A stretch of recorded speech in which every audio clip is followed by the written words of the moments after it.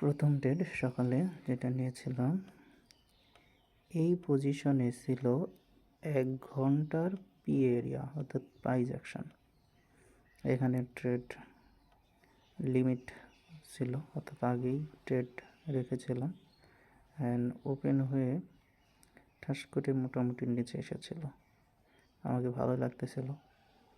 আমার ডলার ছিল $20, কিন্তু হুট করে সকাল 7টার দিকেই ও উপরে চলে গেছে একেবারে এই পর্যন্ত।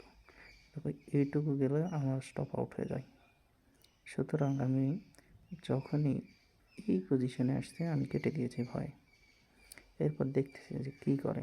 এরপর অনেক নিচে আসছে, আবার উপরে গিয়েছে, আবার নিচে আসছে, এরপর আবার উপরে গিয়েছে, আবার মোটামুটি একেবারে টার্গেটের কাছাকাছি এসে উপরে গিয়ে আবার নিচে আসছে।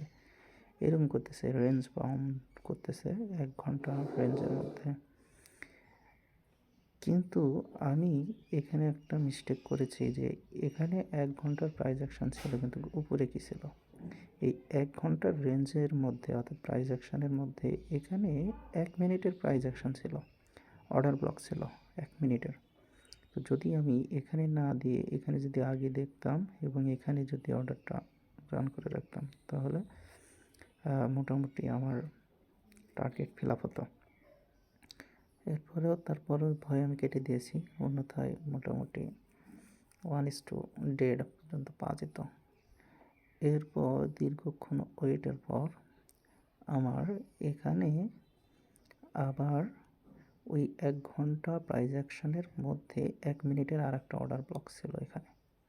তো আমি ওই অর্ডার ব্লক অনুযায়ী আবার আর একটা ট্রেড নিয়েছি, মোটামুটি নিচে চলে এসেছিলো, কিন্তু বুঝতেছি না এখন সেশনের কারণে না অন্য কোনো কারণে আবার উপরে চলে যাচ্ছে।